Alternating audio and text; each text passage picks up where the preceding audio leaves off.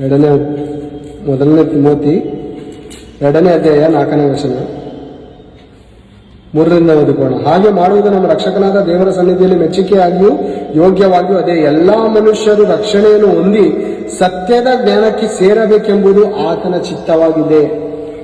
ಸತ್ಯದ ಜ್ಞಾನ ಸತ್ಯವೇದ ಗ್ರಂಥದಲ್ಲಿದೆ. ಇದನ್ನು ಮಂಕು ಮಾಡಿ ಮರಳು ಮಾಡಿ ಸೈತಾನನು ನೀನ್ ಡಾಕ್ಟರ್ ಆಗು, ಇಂಜಿನಿಯರ್ ಆಗು, ದೊಡ್ಡ ಪದವಿಯಲ್ಲಿ ಸೇರುವಂತ ಪ್ರತಿಯೊಬ್ಬರನ್ನು ಮರಳು ಮಾಡಿದ್ದಾನೆ. ನೀನು ಬದುಕಿರೋವರೆಗೂ ಸತ್ಯ ತಿಳ್ಕೋಬಾರ್ದು. ನೀನು ಬದುಕಿರೋವರೆಗೂ ದೇವರು ಯಾರಂತ ತಿಳ್ಕೋಬಾರ್ದು. ದೇವರು ಯಾರಂತ ನೀನು ತಿಳ್ಕೋಬಾರ್ದು ಅನ್ನೋದೇ ಆ ವಿಲೇನನ ಉದ್ದೇಶ. ಆ ಯೂನಿವರ್ಸಲ್ ವಿಲನನ ಉದ್ದೇಶ ಏನು ಗೊತ್ತಾ? ನೀನು ಬದುಕಿರೋವರೆಗೂ ಮರಳುತನವು ನಿನ್ನ ಮನಸ್ಸನ್ನು ಹಿಡಿದಿರುವುದು. ಆಮೇಲೆ ಪ್ರೇತ ಲೋಕವೇ ಗತಿ ಅಂತ ಪ್ರಿಯ. ನಮ್ಗೇನ್ ಗೊತ್ತೇ ಜ್ಞಾನಹೀನರಾಗಿ ಹೋದ್ರೆ ಏನ್ ಗೊತ್ತಾ? ದೇವ್ರ ವಾಕ್ಯ ಏನು ಗೊತ್ತಾ? ಮೂಢರು ತನ್ನ ಉದಾಸೀನತೆಯಿಂದಲೇ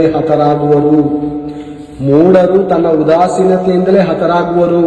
ಈ ದಿನ ಮಕ್ಕಳನ್ನು ಓದಿಸ್ಬೇಕು, ದೊಡ್ಡ ವ್ಯಕ್ತಿಯಾಗಿ ಮಾಡಬೇಕೆಂದು ಹೊರಗಡೆ ಕಳಿಸ್ತಾ ಇರುವಂತ ತಂದೆ ತಾಯಿಗಳೇ, ನೀವು ಇಲ್ಲಿ